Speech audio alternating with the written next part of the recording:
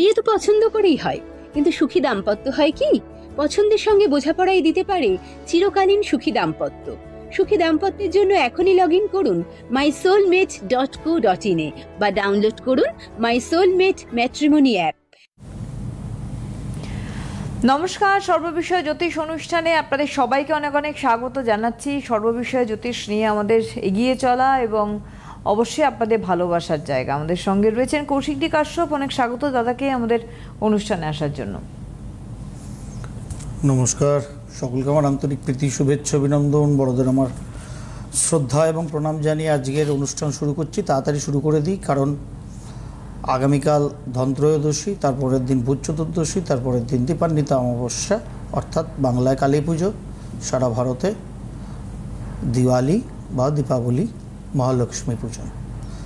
সুতরাং একটু আগে একটি সিটিভিএনের অনুষ্ঠান হচ্ছিল, অনেকেই হয়তো দেখছিলেন এই অনুষ্ঠান শুরু হওয়ার আগে, যে গল্প সঙ্গে সত্যি।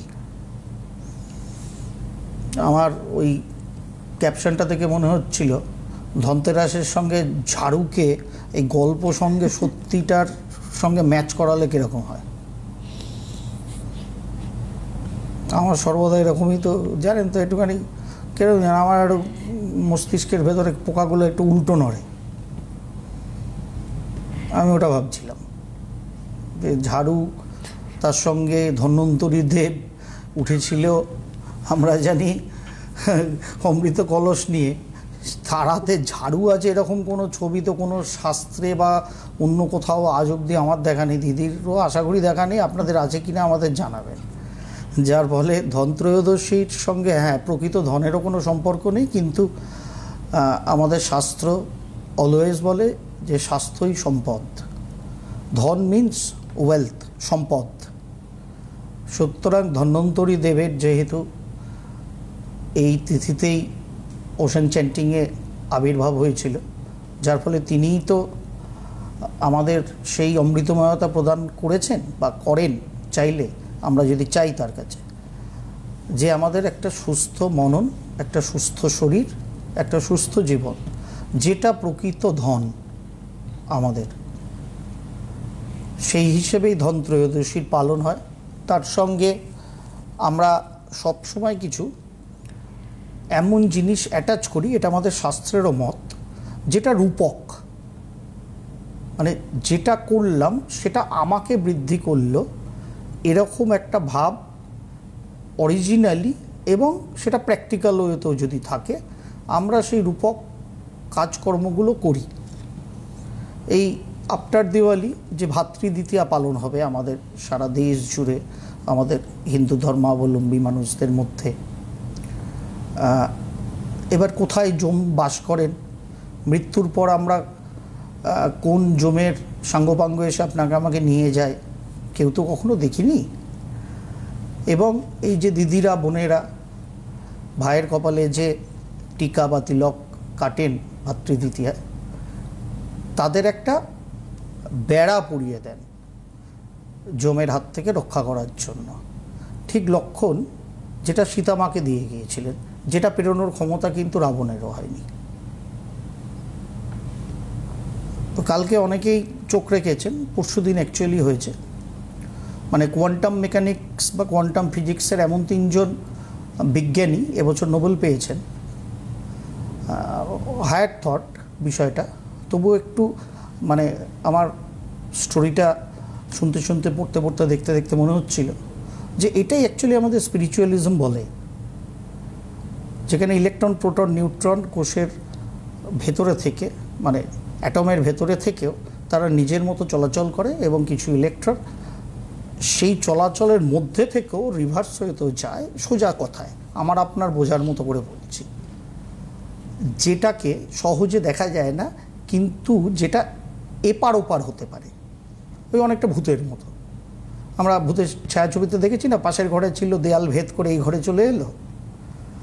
ঠিক ইলেকট্রনের নেচার ওরকম, সেটাই ওনারা সেইটা নিয়েই তাদের পরীক্ষা নিরীক্ষা, সেটার প্রমাণ করার চেষ্টা, এবং তার ফলে বর্তমানে নোবেলটা পেয়েছেন। অ্যাকচুয়ালি দিদিরা, বোনেরা যে ভাতৃদ্বিতীয়ায় যে জমের দুয়ারে কাঁটাটা লাগান, ওটা তাদের সেই অ্যাকচুয়াল ভাইব্রেশন, যেটা ওই ইলেকট্রনের চলাচল, যেটা দিয়ে একটা ওই লক্ষণের গণ্ডির মতো কেটে দেওয়া হয় ভাই দাদাদের চতুর্দিকে। যার ফলে আজকের এই ধনত্রয়োদশীর প্রাক্কালে আমরা যখন দাঁড়িয়ে আছি, আমরা সেরকম একটা কিছু রূপক করতে চাই। এমন কি করেছিলেন লক্ষণ? একটা তীরের শলাকা দিয়ে কেবলমাত্র মাটির মধ্যে দাগ কেটে দিয়ে গিয়েছিলেন। কি আছে ওটা? আমরা ছোটোবেলায় বা এখনও খেলতে গেলে অনেক ক্রিকেটার দেখবেন ঠক ঠক করে বেলটা নিয়ে মারে, যেখানে স্টাম্পস নেয় সেখানে। তো সেরকমই তো লক্ষণ করেছিলেন, মানে আপাতভাবে দেখলে হয়ে যায়। কিন্তু সেটার এত ডেপথ, এত তার ব্যাপকতা, এত তার তীব্রতা, যে মহাজ্ঞানী মহাপরাক্রমী শিবের অন্যতম সেরা উপাসক রাবণের পক্ষেও সেটাকে ক্রস করা সম্ভব হয়নি। মানে তার ভেতরে এত ইলেকট্রিফাইং এফেক্ট ছিল ওই কেবলমাত্র ওই দাগটা টেনে দেওয়ার মধ্যে। আমরা গল্পের ছলে ভাবি, কিন্তু ব্যাপারগুলো বিজ্ঞান অ্যাকচুয়ালি গল্পের ছলে ভাবে না। বিজ্ঞান অনেক কঠিন না, অনেক নিবিড়ভাবে ভাবে, যার ফলে তারা বিজ্ঞানী, আপনি আমি গরুগাধার দল। মানে আমি তো অন্তত, আপনারা কিনা আমি জানি না, মার্জনা করবেন, বলতে বলতে বলে ফেললাম আমি অন্তত সেই গরুগাধার দল যার অত ভাবনা করার ক্ষমতা নেই, বা ভগবান দিয়ে আমাকে পাঠাননি সেরকম। তা ধন্বন্তরী দেবের ধনত্রয়োদশী সঙ্গে ঝাঁটা নুন এন ত্যান এই সে জানি না, প্রত্যেক অমাবস্যায় প্রত্যেক গৃহকে পরিষ্কার করা উচিত সারা মাসের মধ্যে। এই যে আমরা অমাবস্যা পূর্ণিমা পালন করি, অ্যাকচুয়ালি নট দিওয়ালির আগে। দিওয়ালিটা একটা মুখ্য কারণ, এই যে সূর্যদেব গেলেন, নতুন সম্বৎসর এলো। গুজরাট এবং মহারাষ্ট্র ওইদিকের বেশ কিছু রাজ্যে এই নতুন বর্ষ শুরু হলো, যেটা আমরা পয়লা বৈশাখে করি, বাংলা, আসাম এবং পাঞ্জাব। পশ্চিম অংশের বেশ কিছু প্রদেশে সম্বৎসর শুরু হলো, তাদের নতুন বছর শুরু হলো রবিদেব যখনই প্রবেশ করেছেন তুলা রাশির গৃহে। যার ফলত এই যে আমাদের রূপক ভাবনাগুলো নানাবিধ ক্ষেত্রে, আমরা একটা কিছু এমন পারচেস করতে চাই, এমন কিছু রাখতে চাই যেটা আমাদের বাহ্যিকভাবে ধনসম্পদের বৃদ্ধি তো ঘটায়, সঙ্গে একটা মানসিক জোরও আসে। আপনার চরম দুর্দিনে আপনার কাছে থাকা সামান্য কিছু পয়সা, সেটা লক্ষ্মীর ভারে থাকা পয়সাও হতে পারে, সেটা এপাশে ওপাশে ভাঙা চোরা কিছু সোনার উপরেও যদি থাকে, সেটাও মনে হয় যে এইটুকুনি, আমরা একটা কথায় বলি আমার শেষ সম্বল, এটা সেটারও একটা অনেক জোর আছে যেন মনে হয়। সুতরাং ওটা কিন্তু পার্থিব জিনিস, কিন্তু আমাদের মনে আত্মায় হৃদয়ে একটা অপার্থিব একটা শক্তি আনে। ঠিক ধনত্রয়োদশী তিথিতে এই যে কেনা, আমি বলি অলওয়েজ, এটা শাস্ত্রগতভাবে একটা বাজারের রোলিং হচ্ছে, এটা ভালো, ইকোনমিক্যাল অ্যাঙ্গেলে ফ্যান্টাস্টিক। এবং আমি মনে করি আপনার ক্রয় ক্ষমতা অনুযায়ী যে কোনো মেটাল, অবশ্যই সোনার উপরই হতে হবে, নট নেসেসারি। যেখানে 2 লাখ টাকা কিলো প্রায় রূপো, 1,28,000 টাকা প্লাস সোনার, যতটুকুনি যার ক্ষমতা, সোনার উপর ছাড়াও সে কাঁসার হতে পারে, পিতল হতে পারে, যেটা আপনার ক্ষমতা। অন্য কিছুও যদি ক্ষমতা হয়, খালি আগের দিনে আমি একটা কথা বলেছি, ধার করে ইএমআই লাগিয়ে ক্রেডিট কার্ড ঘষিয়ে দয়া করে পারচেস করবেন না। যদি করতে হয় পরে করুন, আজকে করে নিন সেই পারচেস, কিন্তু ধনত্রয়োদশীর সময়ে করবেন না। আগামীকাল দুপুর 12:20 থেকে এবং রবিবার দিন দুপুর 1:52 অবধি ত্রয়োদশীর তিথি থাকবে। মূলত ত্রয়োদশীর পক্ষে ভালো সময় হচ্ছে প্রদোষকাল সন্ধ্যাবেলা বা মাঝরাত। ইন জেনারেল প্রত্যেক বছরই আপনাদের আমি একটা স্পেসিফিক ভালো সময় বলার চেষ্টা করি, স্ত্রীর লগ্ন ধরে, চন্দ্র বা শুক্রের হোরা ধরে এবং শুভ চৌঘড়িয়ার টাইম ধরে প্রত্যেকবারই বলি। এবছরও নোট ডাউন করুন, আগামীকাল 12:20 থেকে রবিবার দিন 1:52 অবধি ত্রয়োদশী থাকছে। কিন্তু যারা যার মতো করে কিছু পারচেস করতে চান, আপনার কয়েক ক্ষমতা অনুযায়ী যা খুশি পারচেস করুন, সেটাই আপনাকে বৃদ্ধি করবে, নো প্রবলেম অ্যাট অল। যেটা না কিনলে হবে না, সোনা না কিনলে হবে না, রূপো না কিনলে হবে না, একদম ভ্রান্ত ধারণা। যেটা আপনাকে মানসিক আত্মিক জোর দেবে, এটা ব্যবহার আমি করতে পারি যে কোনো সময় যে কোনো এন্ডে, সেইটুকুনি আপনি এফোর্ট করবেন আপনার তরফ থেকে। সেটার জন্য বেস্ট সময় হচ্ছে সন্ধে 6:12 থেকে 8:50, সন্ধে 6:12 থেকে 8:50। তবে স্পেসিফিক ভালো সময়ে যদি আমরা হিসাব করতে যাই, সেটা 6:45 থেকে 7:18 এবং তারপরে 8:15 থেকে 8:50। দুটো টাইম, এই দুটো টাইম সর্বাপেক্ষা ভালো টাইম। 6:45 না, 7:12 থেকে 7:45, 6:12 থেকে 6:45 এবং এদিকে 8:15 থেকে 8:50।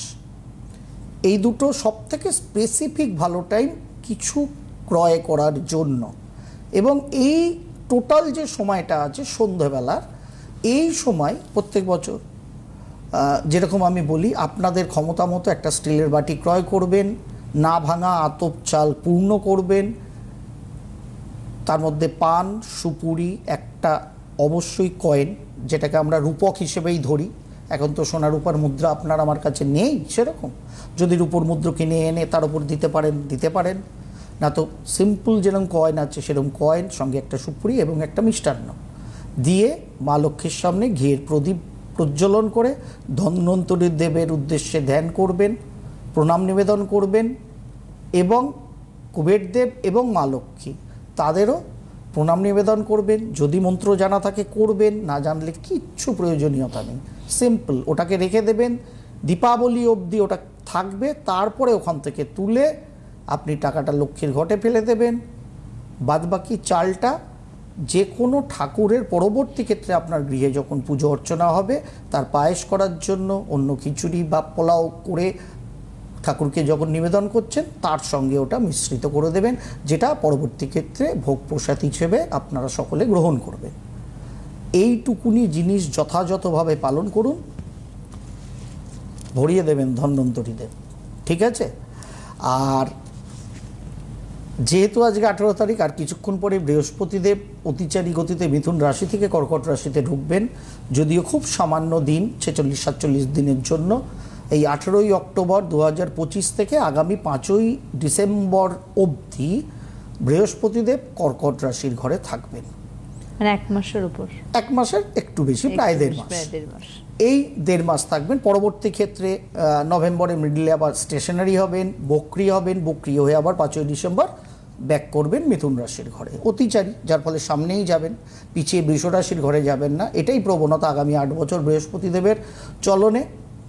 কিন্তু এই 1.5 মাসের মধ্যে বেশ কিছু পরিবর্তন গ্লোবাল সিনারিওতে ঘটবে, যেটা ইমিডিয়েট এফেক্টে হয়তো আমরা বড় করে দেখতে পাবো না, কিন্তু আমার সহজ ভাষায় বলতে গেলে বলা হয় যে বেশ কিছু গ্লোবাল সিনারিও যে জায়গাগুলোর ফিতে কাটা হয়ে যাবে, সেগুলো পরবর্তী ক্ষেত্রে যখন আগামী বছর বৃহস্পতিদেব আবার কর্কট রাশিতে পুনরায় গমন করবেন, সেখান থেকে তার অ্যাক্সেলারেশন চলতে থাকবে। আজকের যে ইভেন্টগুলো ফিতে কাটা হবে, এরকম প্রচুর গ্লোবাল ইভেন্ট আগামী দিনে আমরা দেখতে চলেছি। যেহেতু বৃহস্পতিদেব এবং শনিদেব ট্রাইনে থাকবেন, বৃহস্পতিদেব মিথুন রাশির ঘরে থাকা মানে কুম্ভ থেকে রাহুদেবের দৃষ্টি কিন্তু বৃহস্পতিদেবের ওপর ছিল।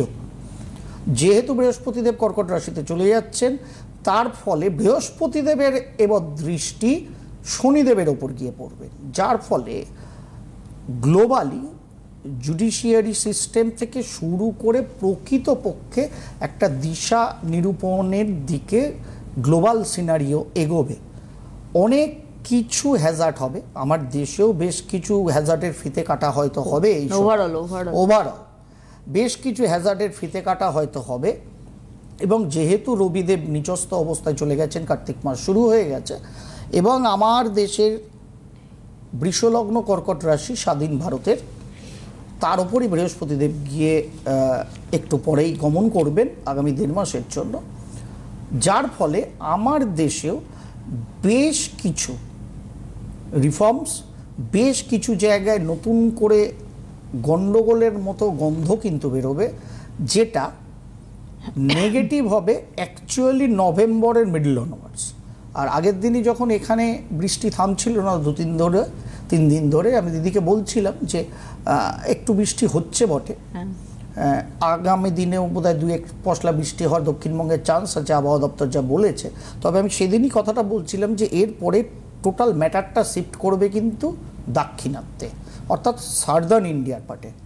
এই যে বৃহস্পতিদেবের অতিচারী গতিতে কর্কট রাশিতে থাকা, এর পরবর্তী ক্ষেত্রে পরপর যেরকমভাবে গ্রহরা পরিবর্তিত হবে, কারণ এই অক্টোবরের মিডল টু নভেম্বরের মিডলের মধ্যে মঙ্গলদেব সরবেন, বুধদেব সরবেন, শুক্রদেব তুলা রাশিতে আসবেন, বেশ কিছু ট্রানজিট হবে গ্রহদের, যেখান থেকে বছরের শুরুতেই বলা আছে যে অক্টোবরের মূলত নভেম্বর জুড়ে কিন্তু আমাদের সাউথ ইন্ডিয়ায় ব্যাপক ঝড় বৃষ্টি হবে, সেখানে ঘূর্ণাবর্ত প্রবল ঘূর্ণিঝড়ের মতো তৈরি হতে পারে নভেম্বর থেকে। হ্যাঁ, এবং তার সঙ্গে অ্যালং উইথ শ্রীলঙ্কাও তার মধ্যে কিন্তু থাকবে। বছরের শুরুতে বলা আছে ক্লিপিংস দেখাতে পারি, ঘটে যাক, তারপরে বছরের শুরুর ক্লিপিংস দেখাবো। তার কারণ বছরের শুরুতে কোনো কিছু প্রেডিক্ট করতে গেলে সারা বছরের গ্রহ নক্ষত্রের সঞ্চারকে মাথায় রেখেই কথা বলতে হয়। গরমকালে ঘেমে দিদি আমার অবস্থা খারাপ, আমি বারবার আকাশের দিকে তাকাই যে এসিগুলো চলছে কি চলছে না, দিদি আমাকে চিরকুট লিখে দেয় কৌশিকদা ঘাম মুছুন, তখনও কৌশিক দিকাশ্যপ আর সুবর্ণা দিয়ে এই মঞ্চ থেকে বলার সাহস করেন আগামী শীতে কিন্তু যথেষ্ট শীত পড়বে। হ্যাঁ, তখন তো প্রচণ্ড গরম। তার কারণ গ্রহের খেলা। গ্রহ আগাম কি আসছে দেখুন, ধনত্রয়োদশী আসবে, ভূত চতুর্দশী আসবে, দীপান্বিতা অমাবস্যা আসবে, এরপরে মকর সংক্রান্তি আসবে। এইসব সংক্রান্তি, অমাবস্যা, পূর্ণিমায় জীবন কেটে যাবে, হিন্দু ধর্মের যা আচার আছে, কিন্তু জীবনটাই কেটে যাবে, জীবনটার গড়বে না। আমরা জ্যোতিষটাকে কি অ্যাঙ্গেলে ব্যবহার করব সেটা আপনাকে আমাকে ভাবতে হবে। তা বলে কি আচার অনুষ্ঠান পালন করব না, 100 বার করবেন যদি আপনার মননটা সেই রকম থাকে। যদি আপনি সত্যি ভাইয়ের কপালে ফোঁটা দিয়ে জমকে রাবণের মতো আটকে দিতে পারেন, তাহলেই কিন্তু ভাই দাদার কপালে সেই ভাবনা নিয়ে সেই ভাইব্রেশনটাই ক্রিয়েট করুন। ফোঁটা দিদিরাও যে এই যে টুটা পরে আর কি, বিবাহিত মহিলারা সাধারণভাবে, বা টিপটা পরে কোথায় পরে? আজ্ঞা চক্রে। ফোঁটাটা দিদিরা কোথায় দেন? ভাইদের একদম আজ্ঞা চক্রে, যেটার অ্যাক্টিভেশন হলে ভাই দাদার মধ্যেও একটা অদ্ভুত পরিবর্তন হয়। কারণ আজ্ঞা চক্রই তো আমাদের ত্রিনয়ন, যার ফলে তো টিপটা দিদি এইখানে পড়েন। এখন ফ্যাশনে না একটু আপ ডাউন করেন আপনারা, কিন্তু অরিজিনাল তো টিপের জায়গা এটাই।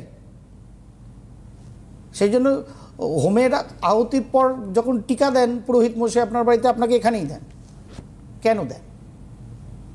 তার কারণ this is the point, human body এটা সায়েন্স, এর সঙ্গে ধর্মের সম্পর্ক আছে। ধর্ম সম্পর্ক করে দিয়েছে, তুমি বোঝো না বোঝো তোমাকে আমরা অ্যাক্টিভ করলাম। This is called Hinduism,